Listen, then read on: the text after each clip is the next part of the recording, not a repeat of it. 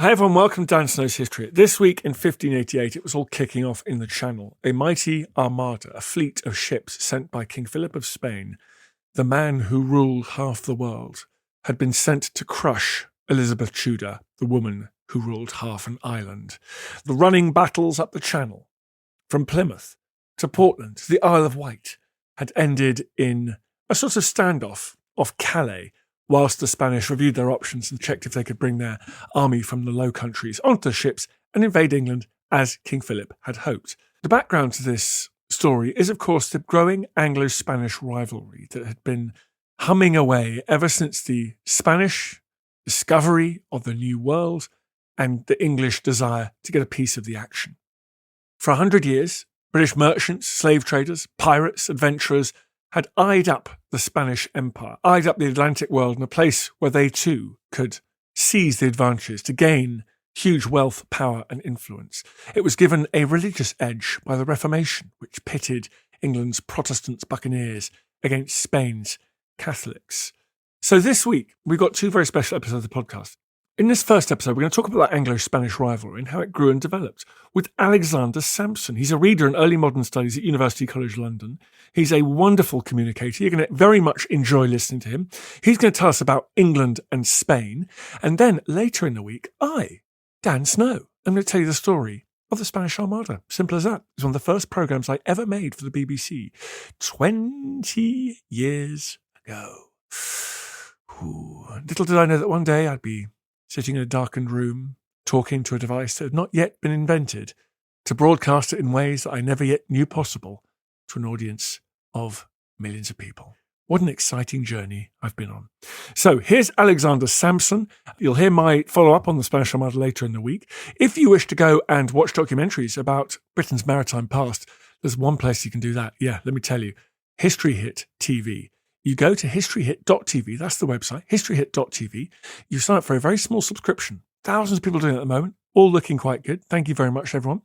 You go and subscribe, you get 30 days free. You check if you like it. If you don't subscribe. Simple as that. Easy. And then you can watch hundreds of hours of history documentaries or listen to all these podcasts without the ads. So head over to historyhit.tv as soon as you listen to this podcast and do that. But in the meantime, here is Alexander Sampson telling us about England and Spain. Enjoy.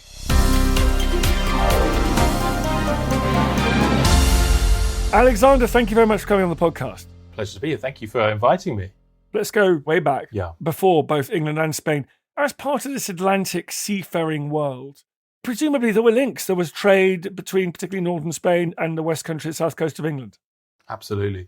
I think there's a long history that goes all the way back into the medieval period of strong trading links between Spain and England.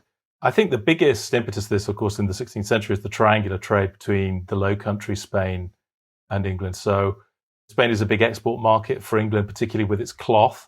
And in fact, I was asking some scholars recently about why on earth they would want thick woolen cloth in Spain. But I suppose of Spain, it has mountainous areas. And of course, when in the early modern period, the Habsburg dynasty ruled over both the Low Countries and Spain, in order to protect their trade, they needed England to be an ally as opposed to an enemy. And that was one of the predominant things that pushed the rapprochement we see at the beginning of the 16th century with the first dynastic marriages between England and Spain. But the commercial privileges go all the way back to the 1300s. It's one of the first commercial treaties signed between England and Spain, giving English merchants privileges and the freedom to trade into Spain. And just so the other thing is, of course, that there was a Capilla de los Ingleses, an English chapel in Sanlúcar de Barrameda in southern Spain, and English merchants throughout the 16th century had a really strong foothold under the protection of the Duke of Medina Sidonia, who was the most powerful aristocrat in that part of the world. And there's some great stories of English merchants who spent a lifetime in southern Spain, married in inverted commas local women, and then left and abandoned them and refused to pass on inheritances to them and that sort of thing. I mean, the other great example is when Robert Renegar seizes one of the Spanish treasure ships in 1545, Philip II immediately orders an embargo of English goods, writes to Seville, to the House of Trade there, and says, embargo all their goods. And they write back and say, well, we can't really do that because the English are such an important market for us. They buy all our wine and olive oil and horses and so on, that if we do that, we're just going to be damaging your own royal revenues. So I think that economic interdependence was very clear from very early on. Well, the other one that's very early on is the one that I've never been able to get my head around. John of Gaunt going off to try and become King of Castile. I mean, that comes out of left field, right? He marries Constance, I think it was, a princess, and has a sort of slightly hopeless attempt to, in the 14th century, to become King of Castile. And is that where we get our strange Anglo-Portuguese? I know we're not here to talk about Anglo-Portugal, but is that where our strange Anglo-Portuguese, that kind of pub fact that England and Portugal have been in alliance for longer than any other two countries on earth or whatever? Yes. The story of John of Gaunt, as you say, that is a kind of successor of a series of dynastic marriages that you kind of see. Blanche of Castile, the Charing Cross. So there's a series of crosses that we have, which are kind of a big part of our public heritage, were to commemorate effectively a Spanish queen. So there was a long series of Spanish queens. And you're right, yes, John of Gaunt, Duke of Lancaster, does try to become King of Spain at one time. The other person who tries to become actually the metropolitan of the Spanish church is Cardinal Wolsey. So there's a point early on when Charles V travels to Spain with Adrian of Utrecht, and Adrian of Utrecht dies, and then Cardinal Wolsey is kind of angling for that role. And it's interesting, things like the Duke of Albuquerque served alongside Henry VIII's troops at the Siege of Boulogne as well. There is a very long established, both dynastic, and of course when Catherine of Aragon and Arthur marry, and when Philip and Mary marry, people are quick to point out that they're already related. And in fact, particularly when Philip II comes to England in 1554 to marry Mary I, they create genealogical trees showing the descent from Edward I and Edward III between the two royal houses, and they say he's coming back home. It's a kind of return home for him. Right, well, let's get things in order slightly. So we got this extraordinary, it's not really a coincidence because they are interrelated, but the fact that Spain, as we understand today, sort of comes into being with the finishing off the conquest, the destruction of Moorish, Islamic North African Spain, how we want to say, in the very late 15th century, at exactly the same time that Christopher Columbus heads over and opens up European eyes, this gigantic Western hemisphere with all the opportunities and trade and conquest and spoils that will result. That is one of the great hinge points of world history. Yeah. And it kind of transforms the relationship between, well, Spain comes into existence, I guess, and therefore one of its most important relationships is then going to be with this nation to its north that is also on the Atlantic seaboard, which is England. Yes, 1492 is this kind of annus mirabilis, isn't it, of many different things. So you have the expulsion of the Jews from Spain, you have the completion of the conquest of Granada. I think we tend to pick on these moments, these symbolic dates that seem to us to be watersheds in some ways. Even in 1492, the notion of Spain is complicated because Ferdinand and Isabella unite the kingdoms of Castile and Aragon through their marriage. But actually, when Isabella of Castile dies, Ferdinand is asked to retire to his Aragonese kingdoms, and he does not continue, despite having been king of Spain in inverted commas, or Castile and Aragon. He's not allowed to stay in Castile. He's told to leave for his daughter Juana la Loca, Juana the Crazy, when she kind of comes back from the Low Countries with her husband Philip the Handsome. And so they rule over Castile for a time. And in the meantime, Ferdinand marries someone called Germaine de Foix. Now, if they'd had a child, that child would have inherited the Kingdom of Aragon and Spain never would have happened, so to speak.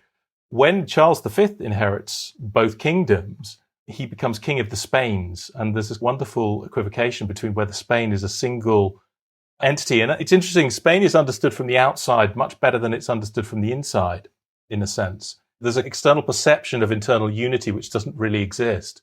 So there's a wonderful equivocation in all of the marriage treatises. It talks about Castellanos y Españoles, or Castilians and Spaniards.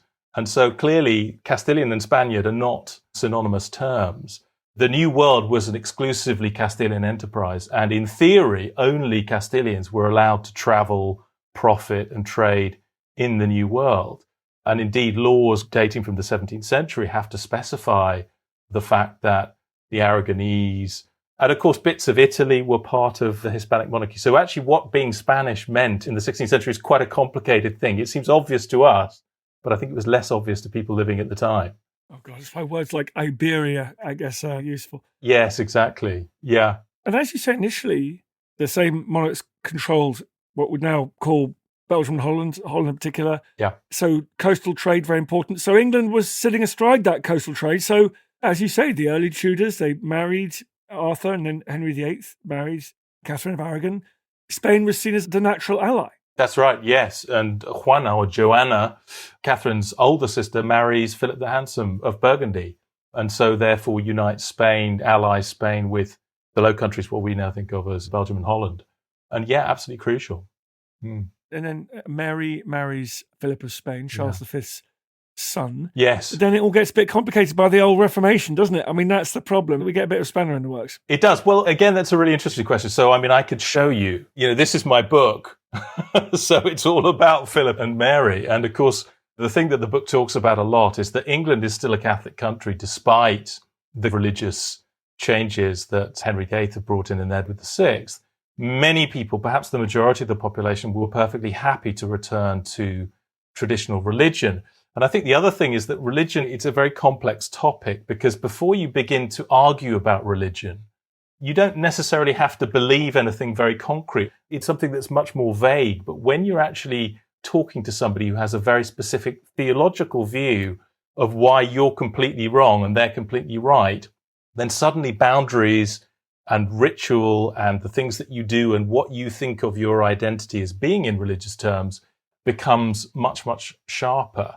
So for the Spanish, they had always lived in a state where there were Jews and Muslims living alongside them. So their sense of themselves as Christians was perhaps much clearer than English people's sense of what it meant to be Christian living in the early 16th century before the Reformation. So anyway, when Philip and Mary marry, I don't think people look on Philip II at that point in England as this sort of Catholic extremist, this kind of bigot. He's very much a Renaissance prince at this time. He spent the previous few years hobnobbing with his father's Protestant family and subjects in the German lands. He's done a kind of grand tour of the empire, visiting both Protestant and Catholic places. So the kind of vision we have of Philip II, which is very, very palpable in popular culture, films like Elizabeth the Golden Age and so on, as a counter-Reformation extremist, is a view that comes with the benefit of hindsight, reading back from who he was in the 1590s, back into who he was in the 1550s. He was welcomed in England as king in many ways. I would argue, and I argue in the book, that he was quite popular. I wrote an article about Anglo-Spanish relations in the 16th century, which is called A Fine Romance.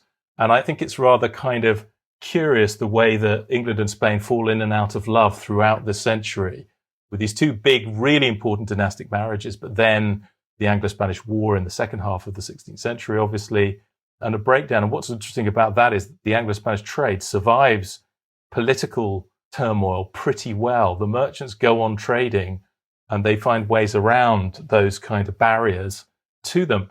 But Philip II and his Spanish courtiers came in great numbers. And who are his Spanish courtiers? Well, they're people from all over the place. They're Portuguese, they're Italian, as well as being Castilian. And indeed, the English are incorporated into his household at that point. And it's always the naughty answer to the sort of who founded the Royal Navy. Yes. There's that great meeting, isn't there, when Philip of Spain says, you know what, you need to build more ships because clearly the wealth and protection of England is at sea. And many of those ships end up fighting the Spanish Armada some years later. Exactly. Yes. That's absolutely right. Yeah. Spain and England, were they destined to fall out? I mean, did the Reformation simply add a layer, and indeed more than the Reformation, as you point out, the kind of embedding of the Protestant idea, the popular Protestantism as it slowly took hold in England? Yeah. Did that just give it an edge to what would have inevitably been an imperial competition? I mean, those West Countrymen like Drake and Hawkins, irrespective of religion, they were eventually going to go, hold on, we're going to break this monopoly and we're going to trade with the New World, and then we're going to hopefully seize bits of it. Or do you think that strategic competition, that hard, that violent competition, does emanate from the religious, ideological falling out that occurred in the mid-16th? Yeah, that's a great question. I think in some ways, perhaps, yes, inevitably the economic competition would inexorably have driven them towards greater and greater political rivalry in some senses. But then they could have cooperated equally. The Americas are a vast space. The Spanish only ever really controlled a very small part of it. And I think there's a really interesting contrast. And so between 1580 and 1640, the Crown of Portugal and Spain are united, of course. They're united under Philip II in 1580. And the Portuguese and Spanish Empire are often contrasted very strongly, with essentially the difference being that the Portuguese is a maritime trading empire perhaps more similar to the kind of empire that we see developing in Britain later on, whereas the Spanish Empire is very much a territorial empire. So I think that's the really interesting question. Different models of empire as well perhaps would have led to different kinds of competition or cooperation and collaboration, potentially against other forces. But no, I think coming back to the question about the Reformation, I think you're absolutely right. What happens across the 16th century is that religion becomes increasingly political and politicized as well. And that's something that's not necessarily true earlier on. There's a European elite in the first half of the 16th century who are trying to have serious conversations about theology, but then that begins to resolve itself and cut across political competition. And whether religion becomes a tool of political integration or whether political integration essentially begins to want to rein in the inherent internationalism of religion, and particularly Catholicism. And that's always a tension. I mean, let's not forget Philip II was excommunicated by the Pope while he was King of England because Cardinal Paul IV, the Carafa Pope, had been excluded from his traditional family see in Naples. Charles V had refused to grant it to him. So he was virulently Hispanophobic and absolutely hated the Spanish. So I think you're right. I think there's a really interesting debates happening in the 16th century about what is the role of religion. And coming back to the merchant communities, many of the English merchants would simply have conformed while they're in Spain. They would have attended Mass and appeared, to all intents and purposes, to be Catholic, whereas they would have obviously conformed to Anglican ritual when they were in England. And I think that amphibiousness is, again, really interesting. And the extent of Nicodemism, in other words, the extent to which religion is a matter of principle or a matter of culture or a matter of practice, or something that you actively choose, or just something that you possess genealogically. I think all of those questions are really complex. And it takes religious conflict burgeoning across the century to really sharpen those sectarian divisions between Catholic and Protestant. But yes, I think from 1588 onwards, religion begins to play a bigger and bigger role. And talking about 1588, one thing we haven't mentioned is that 1589, I mean, that's such a symbolically important date. But yet England sent an armada back the following year, the 1589 armada, and then there are several further armadas in the 1590s. And England lose far more ships than Spain do as a result of fighting in 1589 than Spain loses in 1588. So I think, again, it comes back to that idea of what are these kind of watershed moments? What are these turning points? And is the problem for Philip II that Elizabeth is a Protestant, or is the problem that she is interfering too much in the internal politics of the Low Countries and therefore is actually a political threat? He's not actually that worried about her religion. You listen to Dan Snow's History Hit. I'm talking to Alexander Sampson about England and Spain in this Spanish Armada anniversary week. More after this. I'm pleased to say this episode of the podcast is brought to you by 4 Hymns. You know what? There's a thing that happens when you're a guy. You look around one day and you're all young and having a good time. You get your youthful physique for free. You don't have to think about it. It's just all there. It's all kind of in the right place. And then one day you look around and you realise that half of your buddies are losing their hair. That hairline is creeping back up the forehead. Then you look in the mirror and you realise it's happening to you as well. At that point, everyone, you have a choice. And it's one of the most familiar choices we all face on a range of subjects. That is to do something or do nothing at all. When you do nothing at all, let me tell you what happens. Nothing changes. You think, well, hey, maybe that hair will just miraculously grow back. Maybe I'll be a 50-year-old suddenly and my hairline will be back where it should be. Like a spirit level has drawn a straight line across my forehead. Maybe that'll happen. Listen, folks. It won't happen.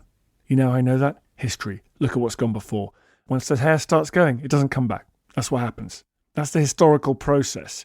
You look at the past, so you learn about the present and the future. Your hair's not coming back unless you take action. And luckily nowadays, I mean, this is the extraordinary thing. For 100,000 years, our species has been able to do nothing about this. Guys have lost their hair. Not very nice. Now, what a miraculous thing. We're in a position to do something about it. We should be dancing in the streets because this technology is available. You just go to 4hims.com. FORHIMS, 4hims.com. And you get prescription solutions backed by science. This is it, guys. It's so good. You're going to stop that happening. I've been through this. My friends have been through this. You're going to go through this. and it's going to be awesome. You don't have to go and meet anyone in person, have a lame conversation with someone. You don't have to stand in line. You just get online and you get the prescribed medication you need to treat hair loss, and they ship it directly to your door. Trust me, if you're wondering if this is for you, it is for you. You don't want to wait around, because every month counts, folks. Every month counts. Listen, if I had my time again. Anyway, every month counts. And today, Hims is giving their best offer yet. If you're not happy with results after 90 days, Hims will give you a full refund. And right now, my listeners can get their first visit absolutely free. Go to forhims.com/history. forhims.com/history. Make hair loss history, guys. That's nice. Prescription products require an online consultation with a hair care provider who will determine a prescription if appropriate. Restrictions apply. See full website for details and important safety information.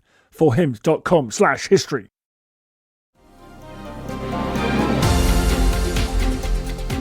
Whether or not the Spanish Armada marks a new beginning in English maritime history is a question that makes my head fall off every time I ask myself. So let's not do it here, but let's point out that the Spanish Armada was defeated. Subsequent armadas, it's really hard to invade England from Spain for lots of reasons, and they fail.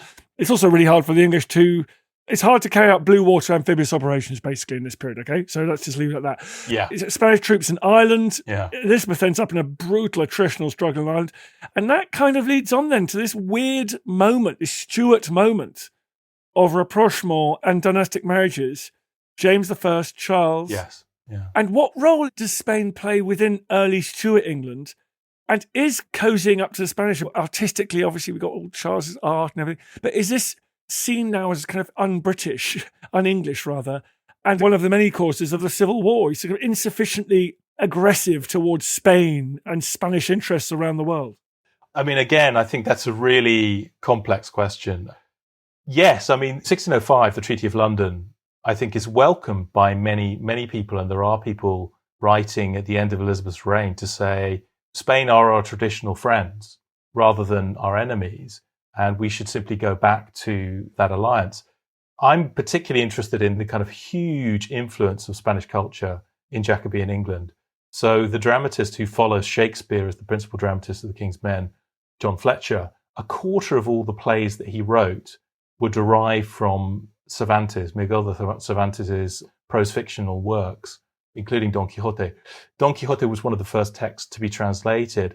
And so you have this curious paradox that there are huge numbers of translations from Spanish. Spain and Spanish culture are hugely influential, but also slightly toxic.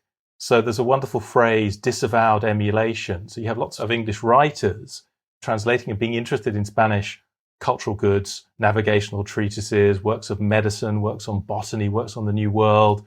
They're fascinated by this global superpower who is their Atlantic neighbor. And they want to imitate them, but they don't want to be seen to be imitating them in some ways. So I think you're right. So I think the relationship in the Jacobean period becomes slightly more complex. And I think what I would say in terms of the competition by the end of the Jacobean period is definitely sharpening. And again, it's a sort of tripartite conflict between the Portuguese, the Dutch, the Spanish, with England. And I think that competition is going global. It's about battles such as the Amboina massacre, for example. It's about competition between the Dutch and the Portuguese, and where do the English and Spanish fit into those kinds of stories. And I guess, of course, the establishment of English colonies in North America during the Jacobean period is an important innovation. I mean, from the 1560s, 70s onwards, England have been wanting to emulate Spain in terms of its colonial enterprises overseas. In 1555, Richard Eden describes the Spanish as demigods for their heroic achievements in the New World. That's very, very different from what you get under Oliver Cromwell in the context of the English Civil War and the English Commonwealth period, where Bartolomé de las Casas, who was a Dominican friar who was out in the New World, and he wrote a famous denunciation called A Short History of the Destruction of the Indies, much translated in 1580, translated by Oliver Cromwell's nephew, John Phillips. He titles it The Tears of the Indians. So I think by that point in the later 17th century, there's a strong sense in which the Spanish and English empires are beginning to be kind of held in parallel with each other. and the project to establish a colony in Jamaica, for example, very explicitly beginning to compete with Spain in a naval context in the New World. And I think the origins of that go back to the Jacobean period, but it's only just beginning. And there's a huge Hispanophile as well as a pro-Spanish lobby. And what's interesting coming back to Fletcher is that he's politically anti-Spanish, but he loves Spanish culture. So lots of people are reading Spanish, learning the Spanish language in Jacobean London, partly because of that kind of get to know your enemy. I'm sure that even though America is not everybody's flavor of the month around the world, that doesn't stop people watching Friends or watching Hollywood films. And then Britain, long 18th century, wins that imperial struggle. Spain suffers terribly in the War of Spanish Succession, and her navy is trounced in 7 Years' War, War of American Independence, the French Wars of the late 18th and 19th. But is that external pressure on that empire, or is that just Spain's empire internally incoherent? People date the zenith of the Spanish Empire to different moments. Many people say it happens in 1580. And then it's just a very, very slow decline, a desperate attempt to hold together the massive, massive territorial empire, global empire that they rule over. I think those internal contradictions and internal tensions are really palpable. And by the 1630s, 1640s, the New World itself has become so powerful and so independent in a way of the motherland that the struggle is for Spain to hold on to its own empire and its own empire not to become independent sooner. By 1650, Mexico City was one of the biggest cities in the world.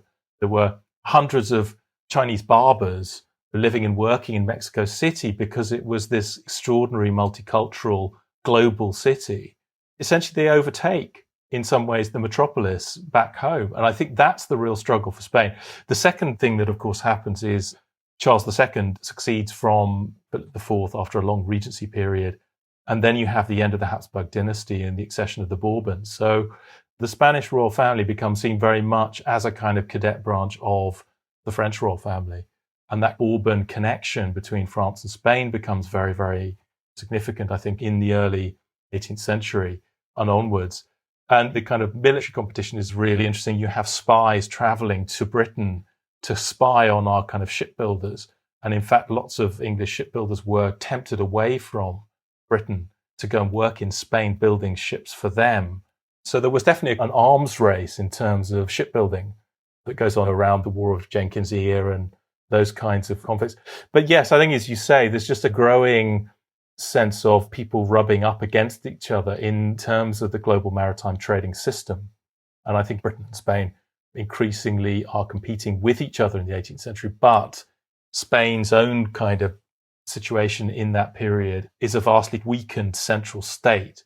And despite the Bourbon reforms, which attempt to rationalize their relationship with Latin America and their Latin American territories, that is the real thing that I think, hampers in some ways the long-term efficacy of Spain as a global power. I'm really struck by the fact the Spanish Empire of the Americas falls away with a bit of freelancing British and Irish help, famous naval officers going out and fighting for Chilean Navy and all that kind of stuff. London was quite happy about that, wasn't it? There was a great expression like, they will cease to be Spanish and they will become British. And although there was one British expedition to Buenos Aires in the early 19th century, which was actually a bit of a disaster, it's a sense they're not going to become British as in like pink on the map, but they move into a kind of British orbit, that informal empire that we recognised in the 19th century, which is kind of is just as important as formal empire, really. And so what does Britain mean in that period on both sides of the Atlantic in the Spanish-speaking world?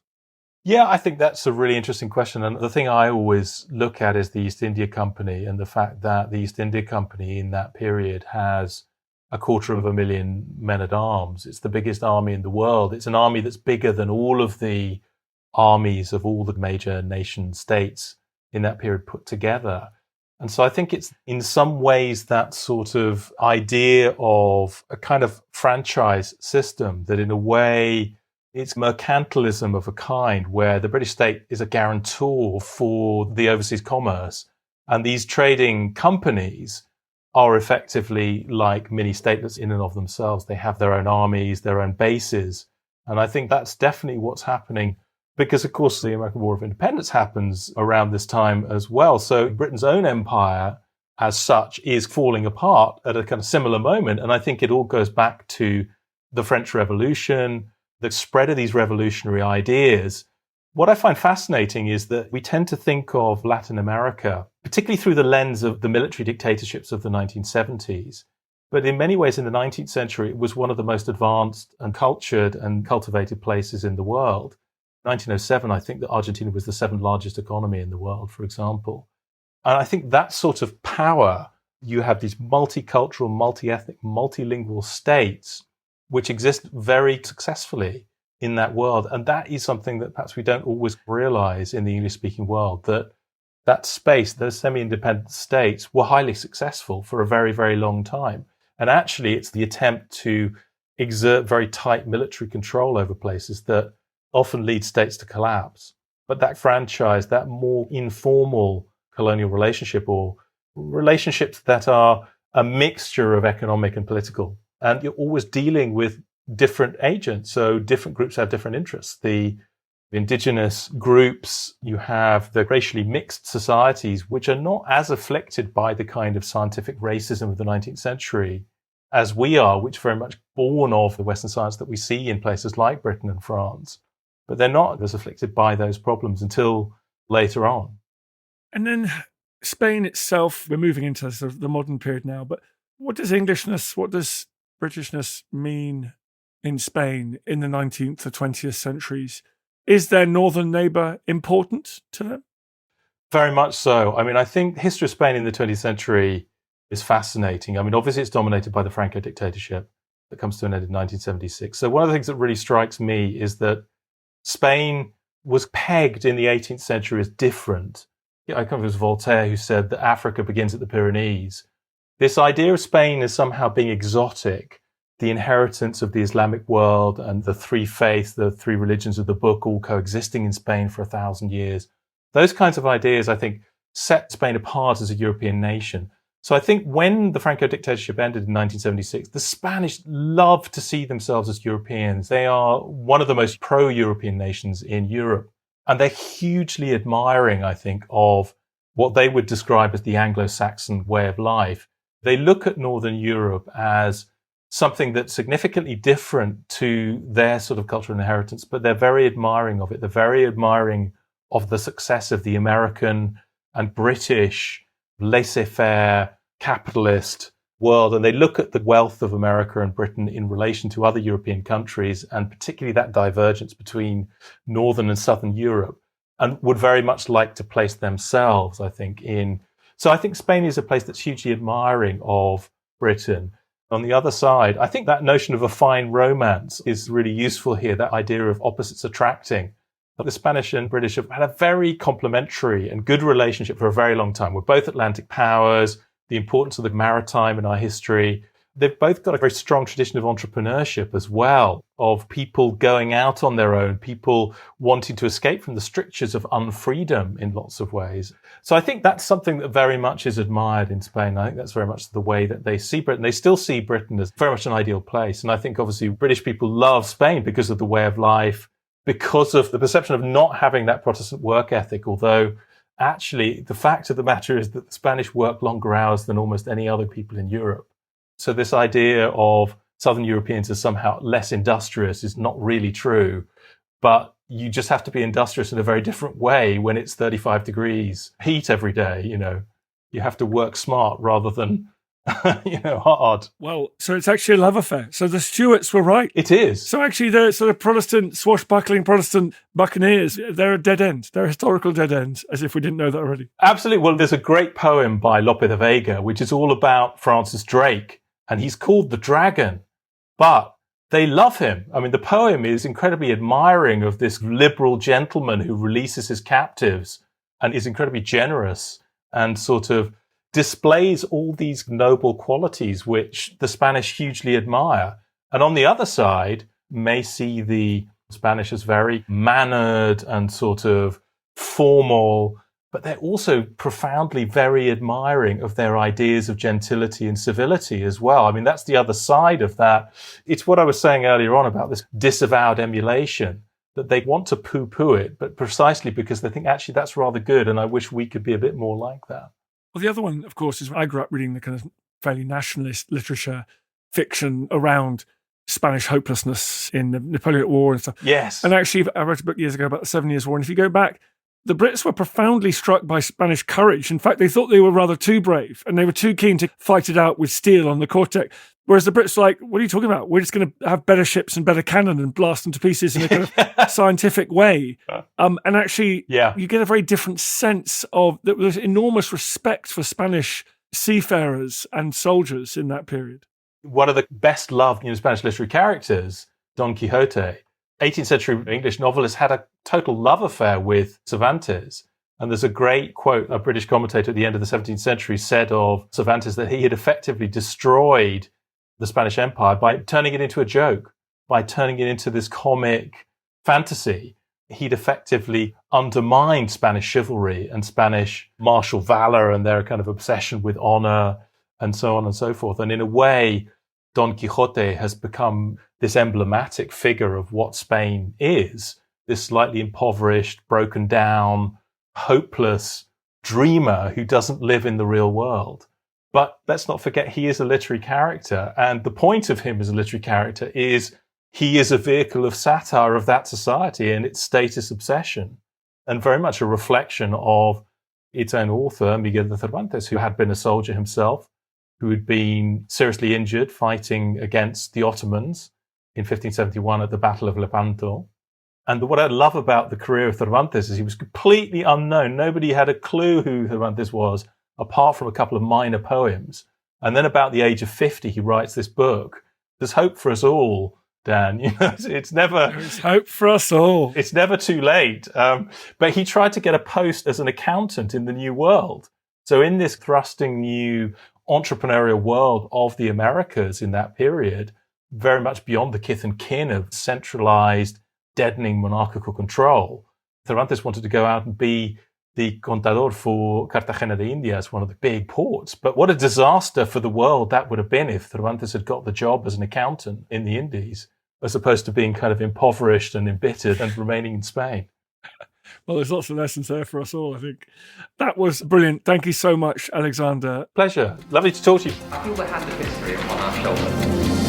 All this tradition of ours, our school history, our songs, this part of the history of our country, all were gone and finished. Thank you for making it to the end of this episode of Dan Snow's History. I really appreciate listening to this podcast. I love doing these podcasts. It's a highlight of my career. It's the best thing I've ever done. And your support, your listening is obviously crucial to that project. If you did feel like doing me a favor, if you go to wherever you get your podcasts and give it a review, give it a rating, obviously a good one, ideally, then that would be fantastic, and feel free to share it. We obviously depend on listeners, depend on more and more people finding out about it, depend on good reviews to keep the listeners coming in. Really appreciate it. Thank you. Acast powers some of the world's best podcasts. Here's a show we recommend. I'm Melissa Ambrosini, host of The Melissa Ambrosini Show. Each week, I bring you an inspiring interview with thought leaders and experts from around the globe, with guests such as Jay Shetty, Marianne Williamson, Erin Brockovich, Rich Roll, Marie Folio, The Medical Medium, and many more. Each episode will motivate you to upgrade all areas of your life. Simply search for Melissa Ambrosini in your favorite podcast app and subscribe today.